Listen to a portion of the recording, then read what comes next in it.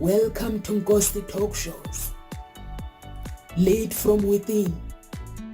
Find your own voice. Challenges we have had to overcome in 2020. Find your own voice. The world has become united by the unseen, knowing there are no guarantees for tomorrow. Lead from within. Find your own voice.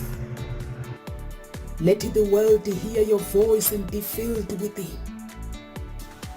For the day has come for you to be a great leader. The time has come to break away from the pain, distraction, experience the unthinkable. Let the world hear your voice and be filled within. Welcome to Nkosi Talk Shows. Over to you, Amanda. Please introduce yourself to our audience.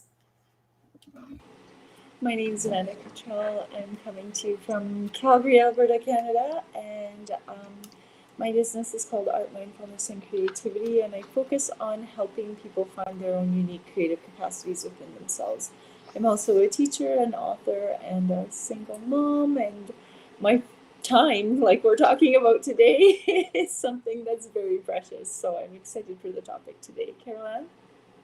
Hi, and yes, good afternoon from London, UK. And as the writing facilitator, what I do is I support soul-driven entrepreneurs in becoming more productive with their writing by connecting them with their deeper innate ability to write. But more importantly, they experience free-flowing writing. They experience an unlocking of the writer within and getting their book written, getting their story written, because you cannot publish what isn't written. And all of this has come about through my own journey of unlocking the writer within. So I'm Carol Ann, the writing facilitator. And back over to you, Nomsa. Thank you for today's session. Thank you so much. Thank you so much, Carol Ann. I just got a message from Claudia. She's saying she's going to join us at the end of the month, nearly the end of the month. She's got COVID at the moment. Oh, bless her. Bless her. She's isolating. So hopefully we wish her all the best to recover, speed recovery. Yeah. So lots of love. Yeah. Our topic today is how do you use time wisely? My time, like Amanda was saying, time is precious. You can't get it back. Once it's gone, it's gone. So I'm going to basically hand over to Carol Ann because you chose this topic. And what was the idea behind it? I think it came off the back of us talking about time a few weeks ago. And so it's like something else, another aspect of time. And how can we use it wisely? Because I sort of became aware of, yes, I'm not using it as wisely as I could. We do tend to waste a lot of time. And I don't think we realize actually what it's costing us. Because, as you know, once time's gone, you can't get it back. And I think that started to sort of permeate in my mind a bit more. This thought of, well, that time's gone. And there is only now and there is only tomorrow. But I can't get back all that time that I've just been sitting and watching the telly or just sitting and just drifting. There's no way it's going to come back, you know. Yes, I can spend money, and yes, I get money come back in again, or I can earn more money, but I can never get that time back again. So how could I spend it more wisely? It just felt like something that would be worth investigating, and maybe is there a way I could use it more wisely, and maybe our listeners may resonate with some of this. So I don't know, how do you resonate with this, Amanda? Well, I think I used to be better at managing my time, but lately I've been really, really tired. And so I've been vegging and watching a lot of Netflix. But I do think that time is something that's super important. While having a toddler and going through a nasty divorce and doing a master's degree and working full time, you have to manage your time very well to be able to do all of those things.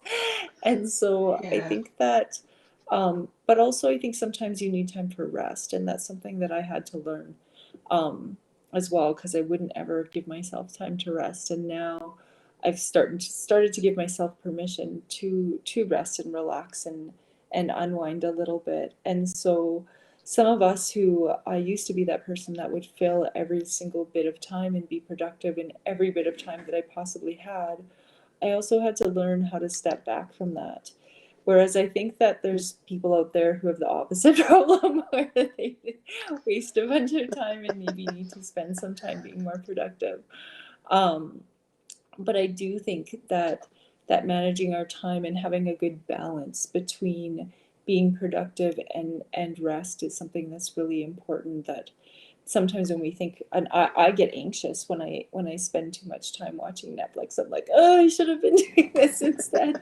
I should have been writing my next article, or I should have been working on the illustrations for my next book, or painting a painting for whatever it is that I'm doing. And but I also need to give myself permission to rest, and that's something that I don't do very often.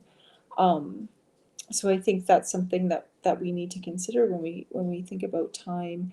It's not always necessarily that you're being productive. It could just be that you're cuddling on the couch with your kid and enjoying that moment.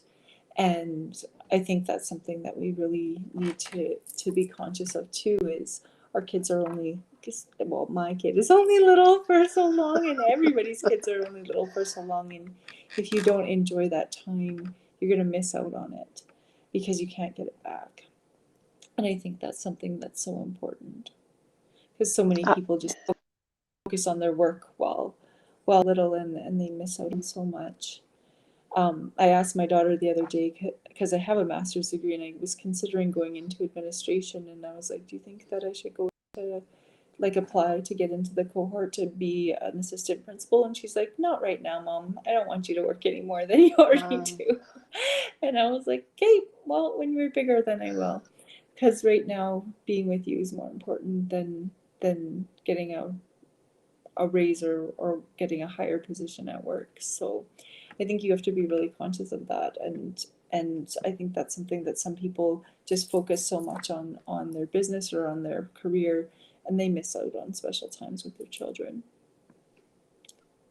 Yeah, I totally agree. And what you're saying about when you've got, family, you've got work, you've got studying to juggle, it's like you have to be focused and intentional and use your time quite wisely. Then I found that when I used to be teaching and I had the family, and I was married, and my ex-husband, he worked shifts.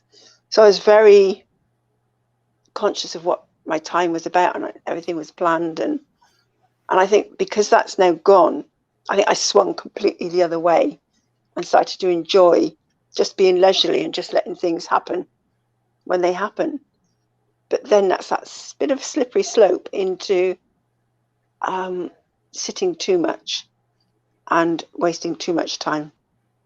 So it's finding that balance, and it's allowing yourself to become intentional again. And I know that I've been fighting with not wanting to go back to that structured way, but have that flexibility. So I think that's where, if you're more organized with your time and you give yourself time, perhaps at the beginning of the week or at the end of the week, to sit down and review what it is you want to get done, and plan it and put it in your diary and actually schedule it.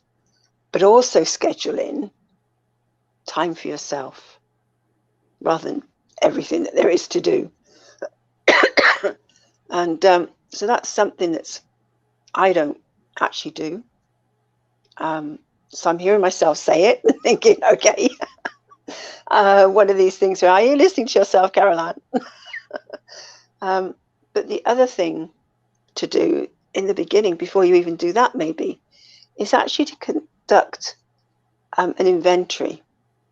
You know, track your time, what you do for a week. Actually write it down. How much time do you spend doing what? So each time through the day, write down what it is you do. So you create that inventory, and then when you review it, look at how much time was productive, how much time was actually wasted, and when were you actually least energetic? When was your brain least active? So things like that. So you could actually get a monitoring of what a week looked like, and then you could start, planning from there. So what about you, Nomsa? Where are you on time management or using your time wisely? Management, basically, I have given up on TV on that one. So I don't watch TV. The reason I've given up on TV, I wanted to give up on TV, but I've got 2 kids. So they fight for the TV. So I just went, okay. So I got used to it, letting them watch their program. So I don't watch Netflix anymore. I watch TV maybe once a month, or sometimes not even at all, because Dad watches it on the computer. He's given up fighting with them as well. So when it comes to time, I have my phone. Every hour is recorded of what I'm doing, what I've meant to be doing.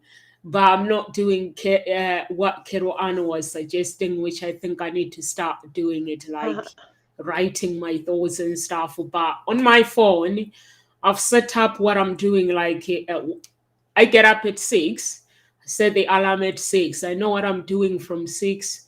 No, I get up at 5 or 4. It depends with what time I get up, because I try to get enough sleep. Because if I get enough sleep, then I can focus with my work. So when I get up, from that time, I'll be working till 8 o'clock, till 7:40. The time I get up until 7:40, then it's time to get ready, take the kids to school. When I come back, that time from 9 o'clock, my alarm is set. What am I doing every hour? But I don't have breaks. I don't put time for breaks. It's in my head. When I work really hard, I always say, okay, now it's time for me to pray. I know my break is prayer time and relaxing time. And then I pray, then I have to sit down and listen to what God is saying, because prayer is 2 ways. So that is basically, I use my time of leisure with my prayer. Then I can do it in that way. I'm happy because I'm relaxing, I'm praying, then I go back to work. But every hour, basically, it's written what needs to be done, what needs to be done. And I was thinking about it a few days ago, that I think some days I need to actually, because there are some things that I'm doing, I'm studying. So I need to create one day, give myself one day where I'm gonna not have to do the work at all, one day, once a week, and just focus on my studying. Maybe just receive phone calls and just leave it phone calls. But I need to plan that. But we actually do need to plan, like Carol, Ann, and Amanda, you guys were saying that time is precious. Once you lose the time, you can never get it back. So I basically, and also I have to leave time for my family as well.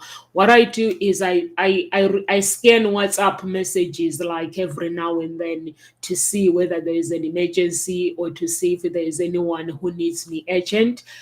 If I see a message, because some people, they're not really on WhatsApp, but when they send you a message on WhatsApp, that means they really need you. So I scan, who is this, who is this. If I see that that's not urgent in my head, then I reply to you later. But I'm always good at replying to people messages. With emails, I basically, when I get up in the morning, I check emails. And when I finish live, I go quickly and check emails and reply whoever needs to be replied. But I won't have to do that because I'm getting people, the team in. So emails, I might not have to.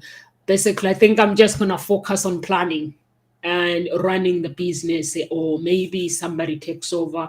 I don't know at the moment, but the time is what I'm working on at this moment. Time. Yes.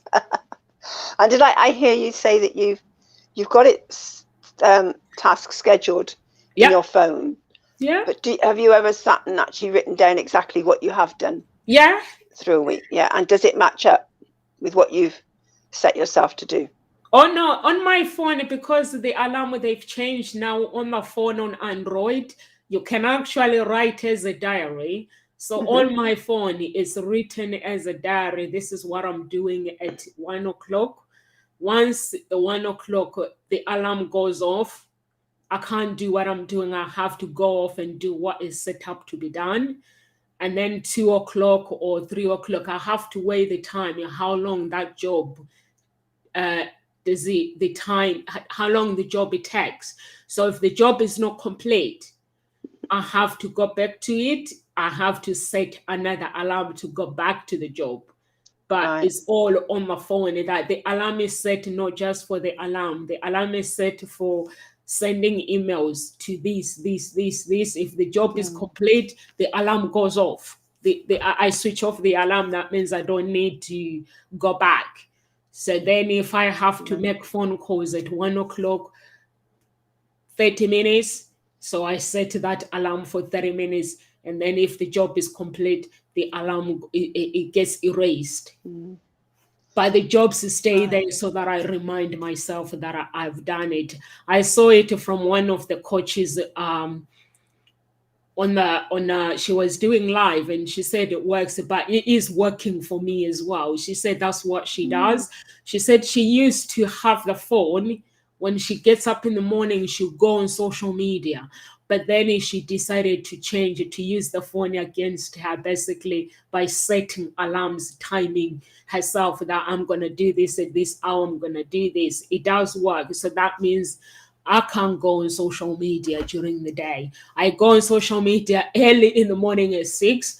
All my friends, I like their posts, like Carol, and I don't know if you've noticed, I've liked all your posts. I have to remember, I have to go to Amanda's profile, because when I don't see people newsfeed, that means I have not, that's how Facebook works. I've not liked your post. So I need to go and like your post so I can see you on the feed and support you. Yeah, got it. So what I'm hearing is you actually, if you don't complete a job, you stop there because you need to get on to the next one.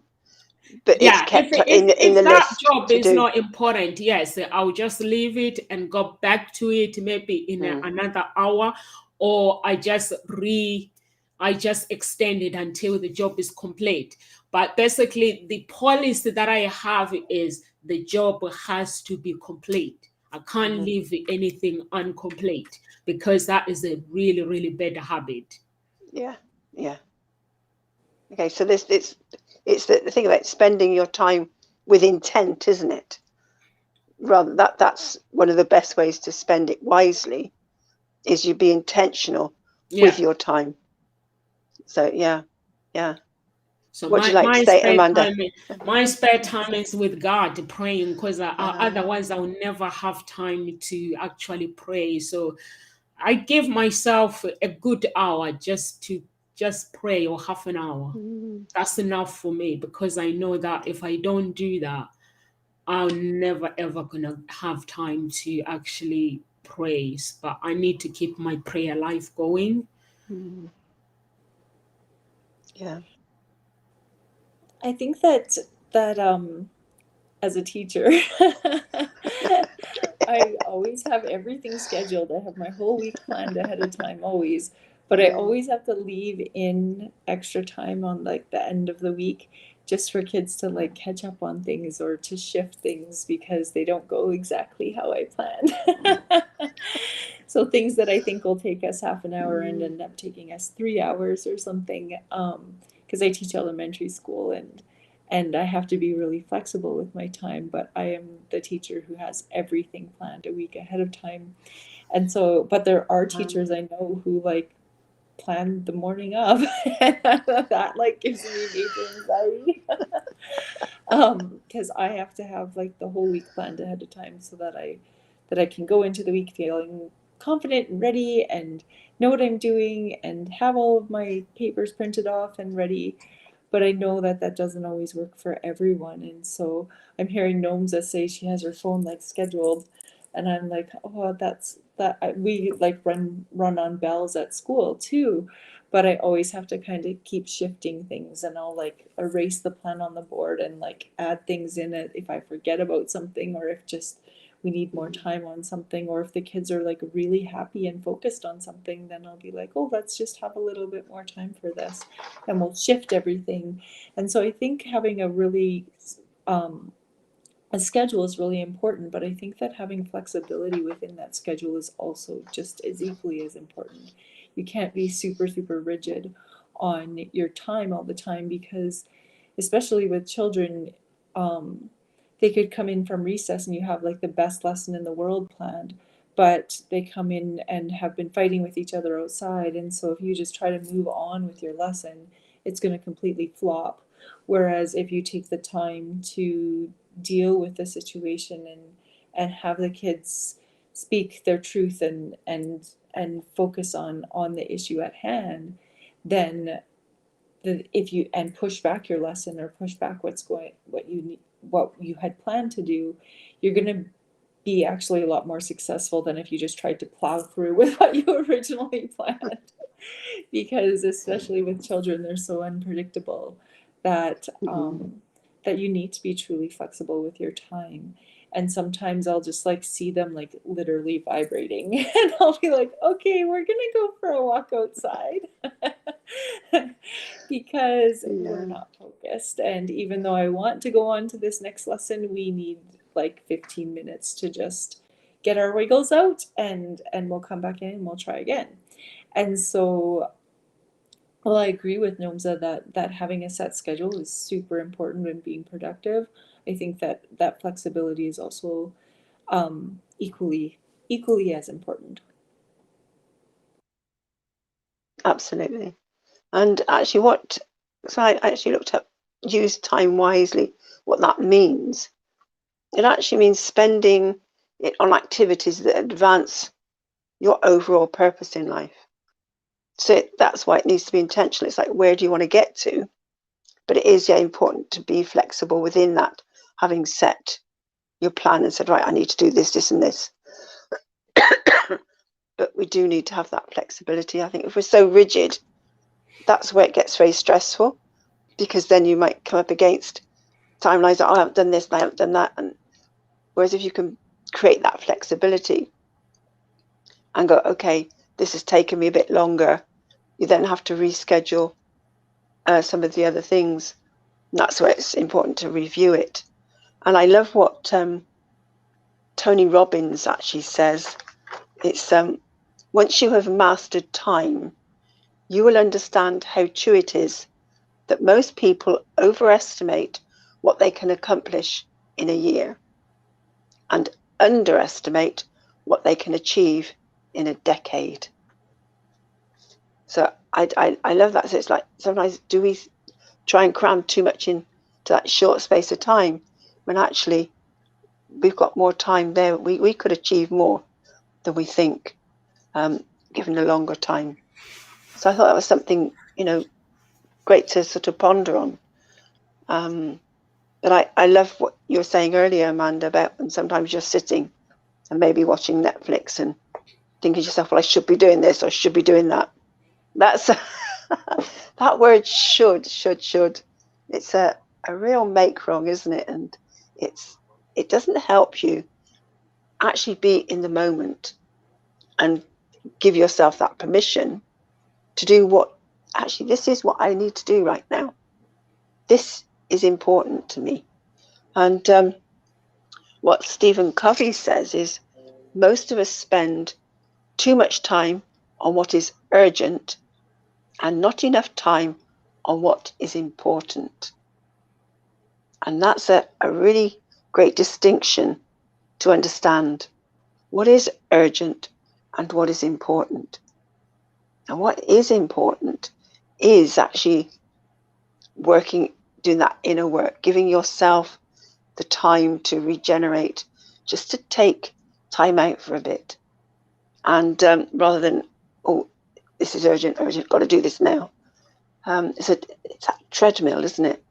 So, yeah, look at your tasks, what's urgent and what is important, and learn to distinguish between the two and make that judgment. What do you think about those two words, urgent and important, Namsa? I think that is right, because what is urgent basically, because I've seen myself like what you're explaining, Carol, on when there is something urgent, I attend to it very, very quickly. Like sometimes if I send something very urgent to somebody to sign, they take a week, they take 3 days, and then I have to chase them. But for me, basically, urgent, it means urgent. It means I have to attend to it straight away. And also, it helps you to have good relationships with people as well. And it's a habit that you need to practice all the time. If you have a business or you're working, like you guys, Carol, Anna, you worked as a teacher, and Amanda, you are a teacher as well. You know that if something is urgent, you have to see it straight away. So that's what I do. If something is urgent or something is important, I do the urgent, then I look at something that is important, and then I attend to it, making sure that I have a good relationship with people around me when it comes to business. And even with the speakers, like that's why I'm saying my phone is always with me. When somebody sends a message, they are important. Okay, I see to them straight away. This one is sending a message as for fun. Okay, they can wait. I can attend to them later. So I always try my best, basically, to make sure that I do my best. And even when I go to the emails, anything that is urgent, when I read it, I reply to it straight away. Because if I say I'm gonna go back to it, I'm never gonna go back to it. I forget. So to me, and it takes like less than a minute to actually type something and just send it off.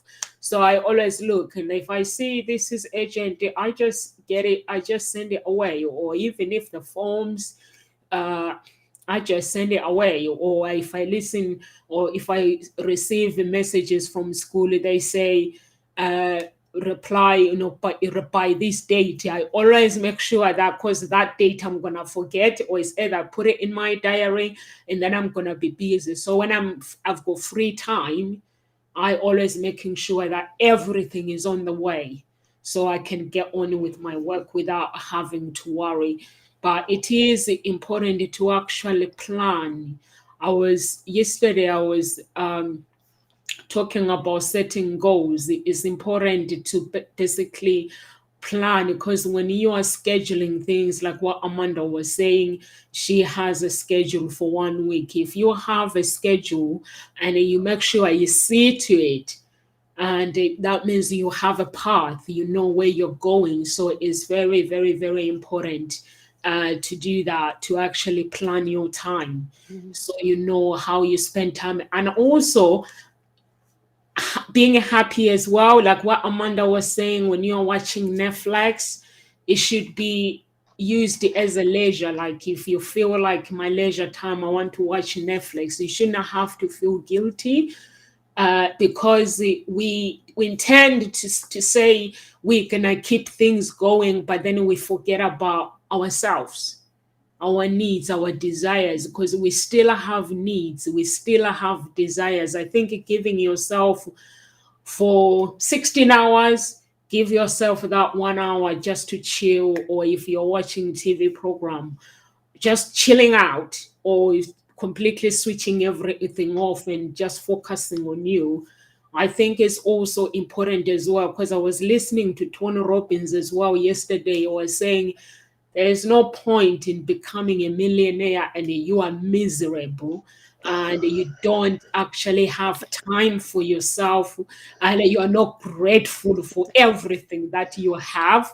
So he was saying there's no point at all. So for me, basically, I'll say if you work hard, give yourself some me time. If it means you're gonna focus on Netflix, just be it, or go for a massage, be it.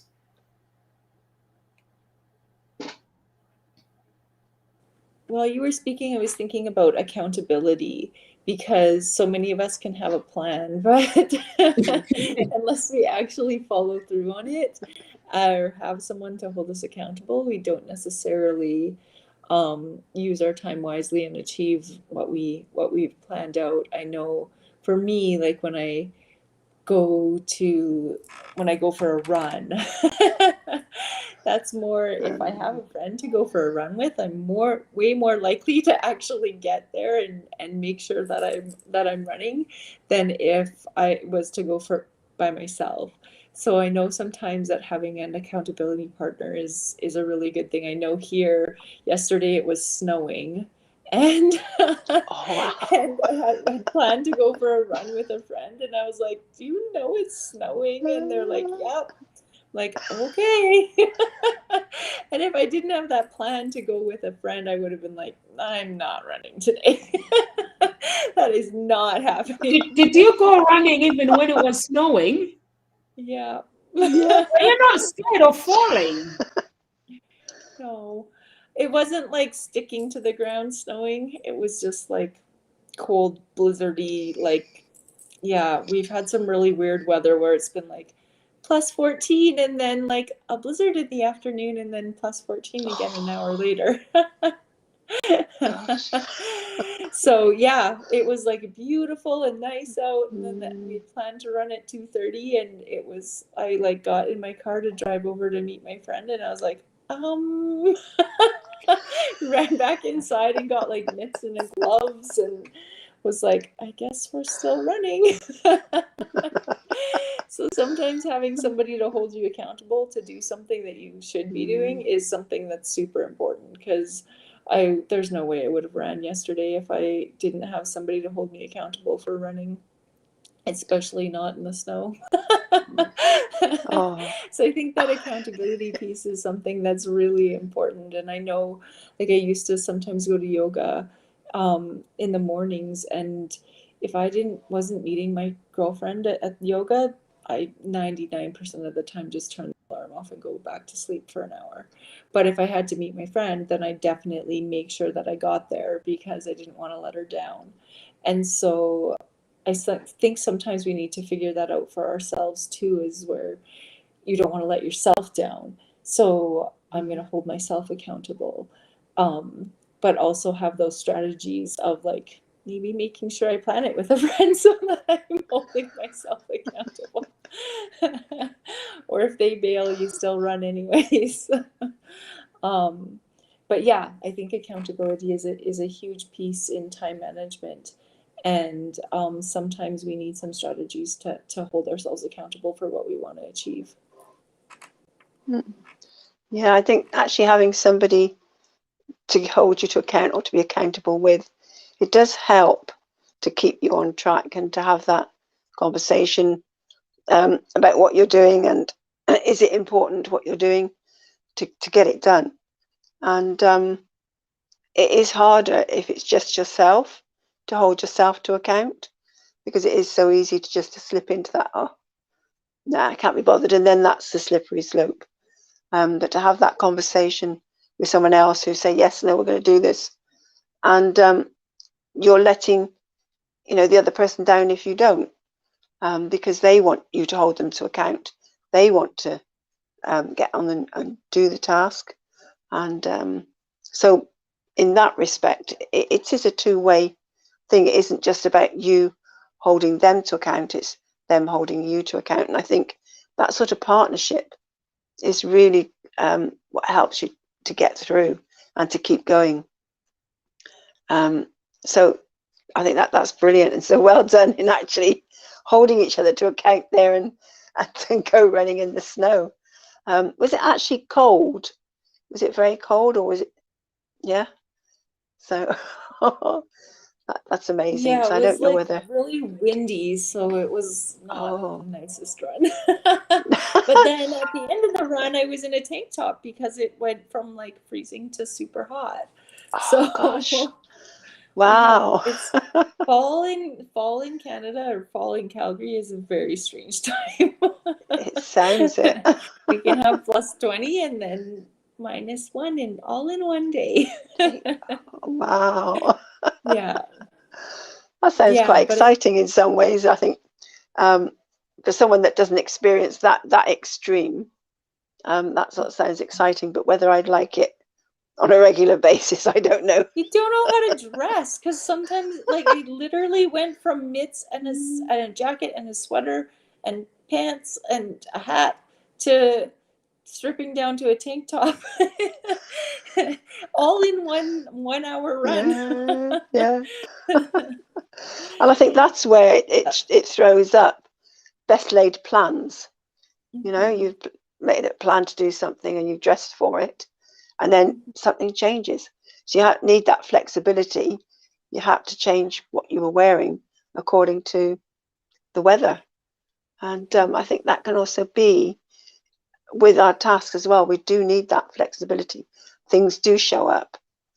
And it is about recognizing, well, what is urgent here, what is important. But it's also, if you've got something scheduled that's important and needs doing, and someone else sort of comes in and asks you to do something or take, let's go off for the day, don't be frightened to say no. And I think some people are frightened to say no to somebody else. They think, oh, they've got to drop what they're doing and fit in with that other person's plans. You need to make your own plans important, because your life is important, your time is important, your business is important. And if you make someone else's important, then you're giving the universe that message that you're not important. And therefore you'll get more and more things coming in to take you off track. So don't be frightened to say no to somebody. And as I say to my grandchildren, if someone says, can you do this? Or just, you can say yes, you can say no, or you can give another proposal. There's 3 answers. So if somebody wants you to, go off track and do something else for the day, say no. If it doesn't fit with what you've got, but you can say, well, actually, let's reschedule. Let's do it another time. This is what would work for me. So yeah, don't be frightened to say no. And that's something I've learned to do, because very often it's like, oh, helping somebody else out always seemed more important to me than doing my own things. And over the years, I've started to realize that. And if you're not careful, you can actually start to resent it, because you start to realize, well, where am I in all of this? What's happening with what I want to get done? It's not getting done. You're helping everybody else. And so you do need to sort of sit back and just think and make yourself important.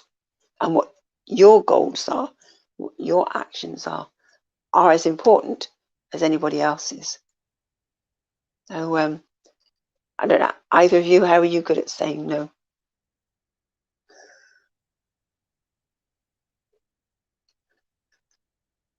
I can't hear. Oh, Are you sorry. speaking on?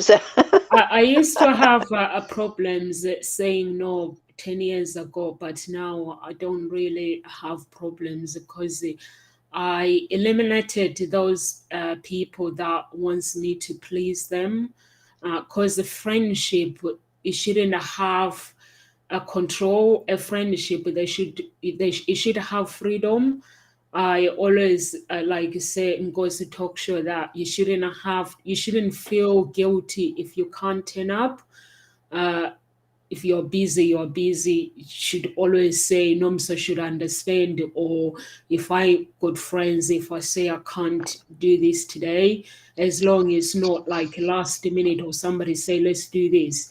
If I can't do it, I can't do it. If that person they are here to stay in my life, they shouldn't make me feel guilty, and I shouldn't make them feel guilty that why you saying we can't. So for me, a no is a no, and I always basically made sure that I get rid of um, people that did not serve my life. If somebody is giving you stress, I'm not saying go around and judging people. You know those kind of people that when you're with them, they want is all about them, or that friendship is not right. For me, I like freedom. I like my family to have freedom. I like my friends to have freedom. Even with the business, I like people to have freedom. So I don't, if it's a no, to me it's a no. If I can't do it, I can't do it. And there's no other way. Like you are saying, Carol, on something shouldn't take you away from your business if you're working, because when somebody is basically working hard, that means you are busy there pleasing other people. So I will not do that. But I always make sure that I give time for my family just to check on them. Are they okay and stuff? Or if it's important, it depends how important it is. If somebody's ill, of course, I drop everything. I don't care what I'm doing, but I drop everything to make sure I help that person. That to me, that is an emergency. Illness is an emergency. Or if I have to look after their children while they go to the hospital, business can hold on. That way, I'm there for my friends. I'm there for my family. In that way, it's a yes, yes, yes. But there are some things that is if it's for fun, it can wait. I have to work hard. So I don't know with you, Amanda. I like what you said about setting some boundaries with people too who make you feel bad for not doing, or making you feel guilty for not doing what they want you to do. And I think that's something that's so important, because people can get guilted into doing something that they don't want to do, or even going to a dinner that they don't want to go to, or an event that they are like, no, I have to focus on my goals, and I don't want to show up at this because that's not an effective use of my time. Well, I do think that you have to be flexible in some situations. I think that when what you were saying about people guilting you into doing something that you don't want to do is really not okay, and to set some boundaries, and to allow yourself to surround yourself with people who are going to support you in your goals and to cheer you on, and to be okay with you saying, no, I can't come to that party because I've got to study and I have to get this done. I'll maybe show up for 10 minutes if I can, and if not, that I'm sorry. And them not making you feel bad about that. And I think that's something that's really, really important. I know when I have like report card time or something, it's like, sorry, this needs to get done. It's not like, yeah. So I think that we need to definitely not feel bad for making ourselves a priority and making our goals a priority. And if people are making you feel bad about that, to set some clear boundaries. And if they don't like them, well, that's unfortunate, but you need to surround yourself with people who are going to support your goals. I think there's I sort of rephrase things slightly in terms of if they're making you feel uncomfortable for not saying no or for not going along with them. I always say to myself, actually, nobody can make me feel uncomfortable. It's only me that can make me feel uncomfortable. So it's like, so what am I saying to myself in that moment that is making me feel uncomfortable? Because then immediately you take back the charge of your own life, the responsibility, the creation of your life, rather than being a victim. If you're saying someone's making you feel that way, then you're being a victim. You're actually at the whim of somebody else, which actually isn't true. And so it is about shifting our mindset. And I think that's the same with how we use our time and looking at time management. It is to do with our mindset and how we think about time, our relationship with time, and what do you say to yourself about time. And I know I always used to say things like, oh, time runs away with itself, or time isn't my friend, time is my enemy. Well, guess what? That's how it always seemed to show up, that it was never there for me. It was always against me, because that's what I was saying to myself. So catch the little phrases that you might be saying to yourself about time that actually aren't helping you be productive with time or using it wisely. Because once you catch them, you can then change it. And once I caught that and sort of really woke up to it, I changed it. And I went, no, time is my friend. Time is there for me. Time assists me. And I don't think of time in the same way anymore. Maybe there's something else I could start looking at, because I am aware of, it's like I say, time now slides by far too quickly.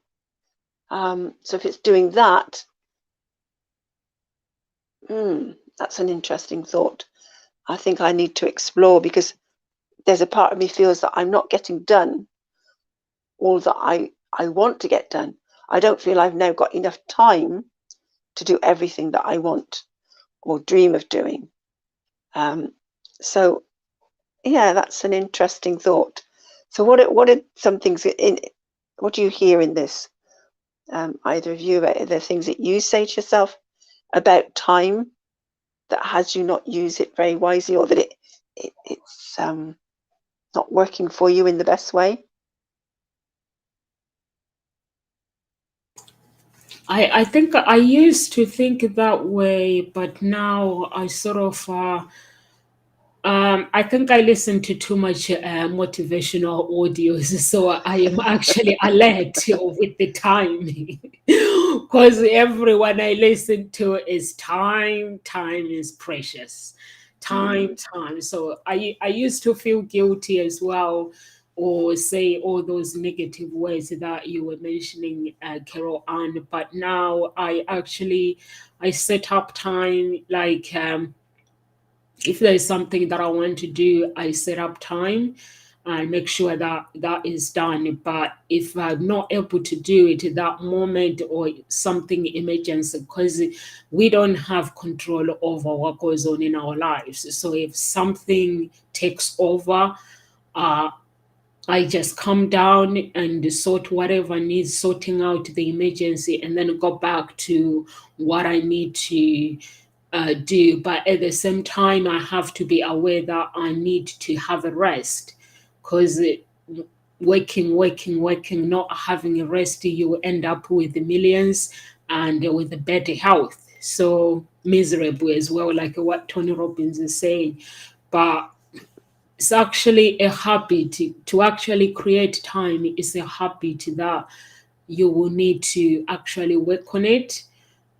You always talk about not making it wrong. Those who are watching, if you know that you time your bed with timing, don't feel guilty about it. Just listen to basically what you want to do, your desires, your goals you want to reach, and then get the diary and write everything down, and don't just leave there.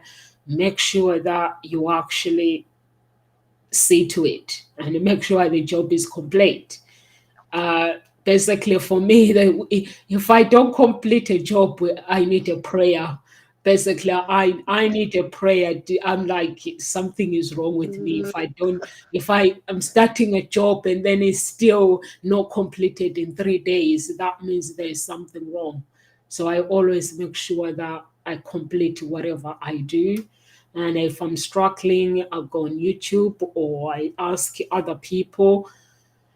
If I can't, basically, I get somebody else to do it. If I have to pay somebody to complete that job, as long I know it's complete, because it's not fair to start something and then leave it just there.